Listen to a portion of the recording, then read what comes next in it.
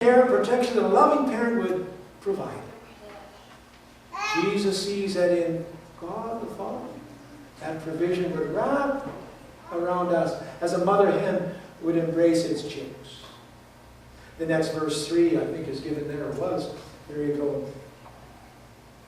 And this is eternal life, that you may know the only true God, that Jesus Christ. Yes, here it is. And this is eternal life, and that, we'll come back to that they may know you, the only true God, and Jesus Christ, whom you have sent. Now, we're going to work on that word that, but it could be translated in order that. And you'll see at the end of the text that really this whole chapter underlines that it's a purpose not only of Christ coming, but of us being sent, in order that you may really know eternal life. So there's a lot of purpose in this prayer. And I wanted to show those 3 verses to demonstrate. I remember an old preacher speaking of the possibility that if you're ever shipwrecked, you see, on a deserted island, you see, and you only had one page that had survived whatever shipwreck or a crash, or if you only had one page of something to read that survived with you, what would it be for you? And I don't think it'd probably be a Canadian Tire Flyer. This would be a good one to tuck, write it out. Tuck in your pocket. Not that you need to memorize this, but there's more purpose in here than we can ever live or complete for sure. It's a wonderful text. It'd be a life-saving chapter, you see, of directing power and a purpose-filled proclamation of who we are and how we are to live.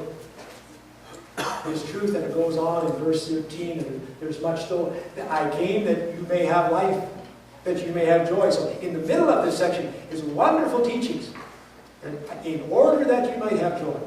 That same word that, and we're going to focus on the word hina. Connecting with the purpose in John 15 earlier. I came that you may have love one another. In order that you love one another. It's repeated again and again. This teaching is underlined like a faithful parent tucking a child into bed. Saying good night, love you. And repeated a kiss, good night. Again and again in this central teaching. Really back it up from John 15. Love one another. I came that you may love one another. Much of this background picture of God's purpose is called the high priestly prayer. You don't need to remember that, but priest is someone that intercedes, that carries one another's burden. And here Jesus in this prayer to his daddy is carrying the care of all time and caring for us as well. To go to our text, if you will, and if you'd like to underline the circle, I'm going to invite you to circle every time you see that. I'm going to underline that because that's his purpose statement. So Jesus begins now, I ask not only in this translation, I ask not only on behalf of those who will believe, on behalf of these, I should say. Is it there? Yes, these. So Jesus has just prayed for the disciples. It's a long section. And now he ends. I don't just pray for the disciples who are in the fold now, who are part of the flock, who are part of my sheep. But I pray for those yet to be. That's you and I. This next generation, if you will. Those who have yet to be born will be inheriting the text. Yet to come to the knowledge of salvation, who will be brought because of the message now the disciples will convey. That spirit of resurrected power of the gospel will bring those who have perhaps drifted away, or the 99, the one that is not in the flock, that person will be brought back. There's much in that text. Also on behalf of those who will believe. It's a wonderful text. Because we can include those people and friends and family that we know we long for to have a sense of direction and peace and power and presence as well. And this is promised they will be. Because of the gospel unfolding the testimony of true believers. And wait for it, verse 21, is it there? It's in your text. If you look in your text, it says, that they may be all one.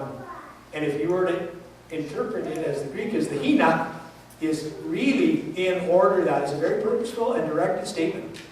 We sometimes translate so, but it's really in order that. And all of God's power and his presence has a purpose in order that all may be one with the Father. The world is crying for a sense of unity and peace. And God has already provided. in his person, Jesus Christ, that provision of peace and unity. It's a wonderful gift. All may be one. And not in terms of, sometimes we hear people commenting about kumbaya, singing around a campfire in a negative way that, it's just a passing feeling. It's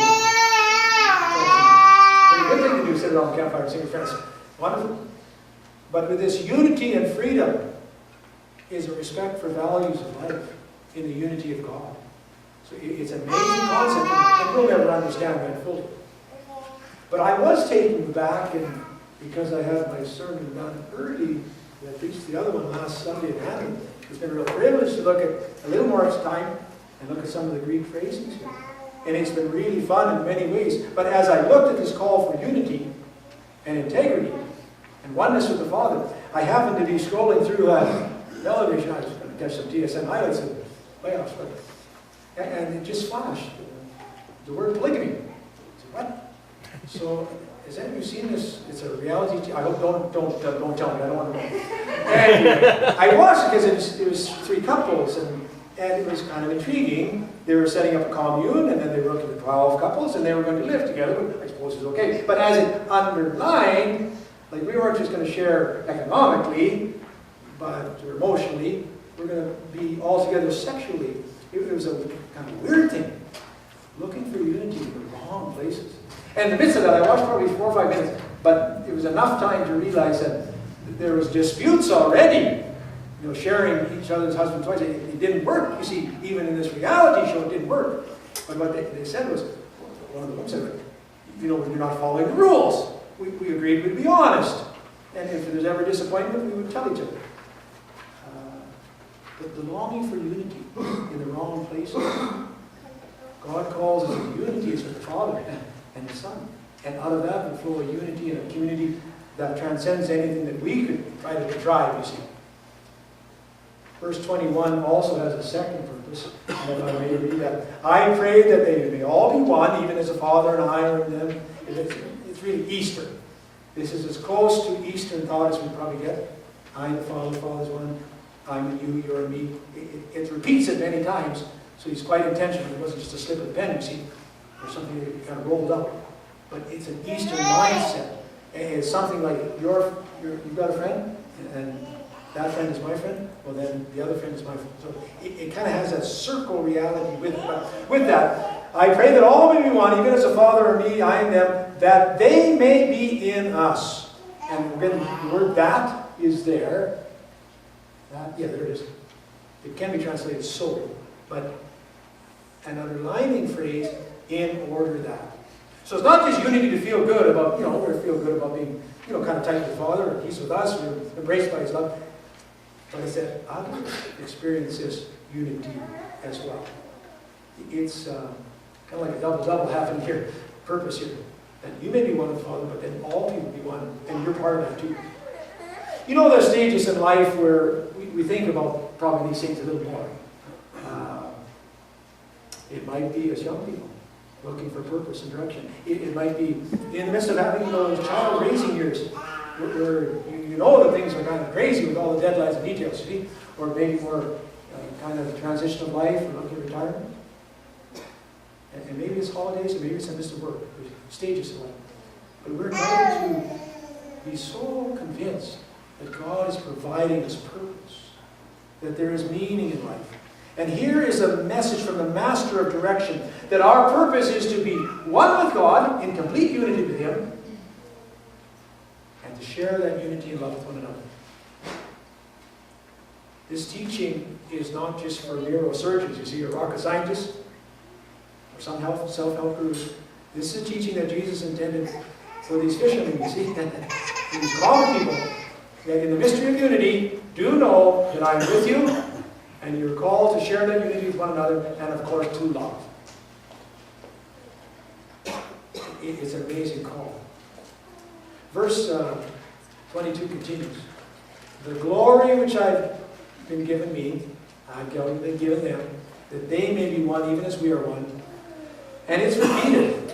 So it's not just me repeating myself, so that, or in order that they may be one as we are one. So in case you missed it, and the disciples missed many things, and we missed it too, it's really